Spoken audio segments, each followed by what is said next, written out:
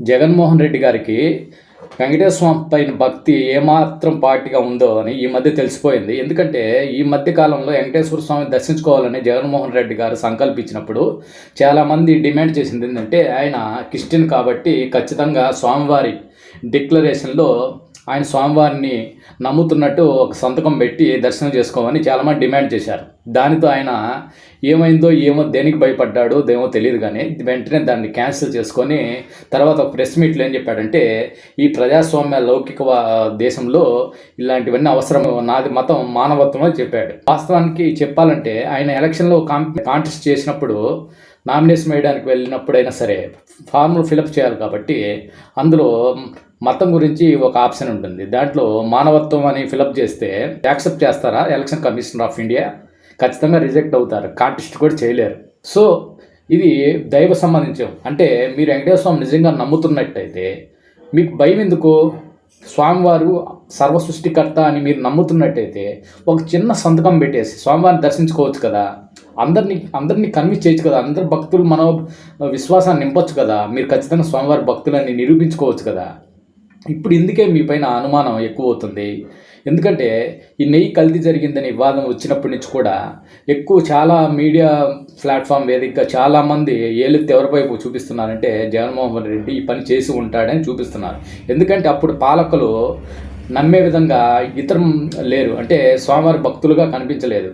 ఎంతసేపు వారు క్రిస్టియన్ సంప్రదాయాల్లో పెళ్ళిళ్ళు జరిపించుకున్నారు, బర్త్డే పార్టీలు, మీటింగులకు వెళ్ళడం, వారు సతీమణులు మీటింగులకు వెళ్ళడం, ఇలాంటివన్నీ అనుమానాలు తావిస్తుంది. వీళ్ళకి వెంకటేశ్వర స్వామి పైన భక్తి లేదు కాబట్టి అందుచేత ఇంకొక ఎక్కువ నమ్మవలసిన విషయం, కల్తీ జరిగిందని ఎక్కువ అనుమానించవలసిన విషయం ఏంటంటే, అది నెయ్యి కేజీ 320 రూపాయలకి టెండర్ పాడుకోవడం.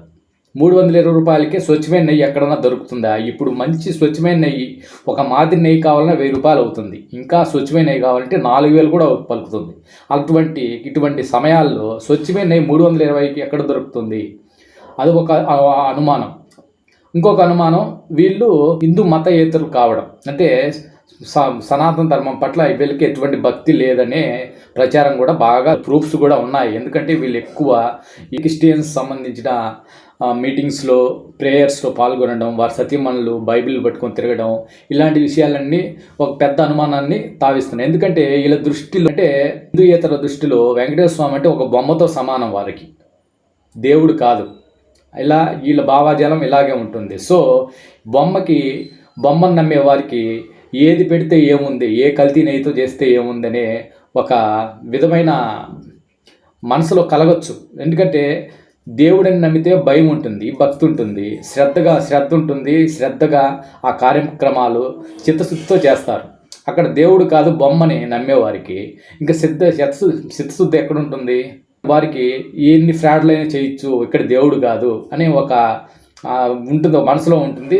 అలాగే కంటిన్యూ అవుతారు. జరిగింది. ఈరోజు సుప్రీంకోర్టు కూడా ప్రూఫ్స్ అడుగుతుంది. నిజంగా నెయ్యి కల్తీ జరిగిందని మీ ప్రూఫ్స్ ఉంటే చూపించండి అని అడుగుతుంది. ప్రూఫ్స్ అనేది, ఇప్పుడు ప్రూఫ్స్ చూపించినంత మాత్రాన కల్తీ జరగలేదని నిరూపించలేం కదా. కల్తీ జరిగిందని ఎలా నమ్ముతున్నామంటే, ఉండే వ్యక్తులు, గత పాలనలో ఉండే వ్యక్తులు హిందూయేతరులు కావడమే గట్టి అనుమానాన్ని తావిస్తుంది. రెండో పాయింట్ ఏంటంటే, కేవలం నెయ్యి 320 రూపాయలకే కొనుగోలు చేయడము అందుకు ఇంకా పెద్ద అనుమానాన్ని తావిస్తుంది. సో ఇవన్నీ వీరు ఎక్కువ ఇతర ప్రార్థనా మందిరాల్లో కనిపించడం, ఎక్కువ వారితో కలగలిసి తిరగడం, వారి సతీమణులు ఎక్కువ ఆ సంబంధించిన గ్రంథాలు పట్టుకొని ప్రచారం చేయడం, ఇలాంటి విషయాలన్నీ మన హిందువులకు సంబంధించిన వారికి ఎక్కువ గట్టిగా అనుమానాలు ఇస్తున్నాయి. ఇవి ఒక గట్టి నమ్మకం, గట్టి అనుమానం అని. దీనికి ప్రూఫ్ చూపించమంటే ఎవరు చూపించలేరు. ప్రజలు నమ్ముతున్నారు. భగవంతుడికి తెలుసు తప్పు జరిగిందా లేదనేది. ఖచ్చితంగా తప్పు చేసిన వారిని ఆ భగవంతుడు ఖచ్చితంగా శిక్షించడం మాత్రం ఖాయం. చాలా ఘోరంగా ఉంటుంది వాళ్ళకి పరిస్థితి. సో వీడియో నచ్చి ఇన్ఫర్మేటివ్ అయితే ఖచ్చితంగా షేర్ చేయండి, సబ్స్క్రైబ్ చేయండి. జై హింద్, జై భారత్.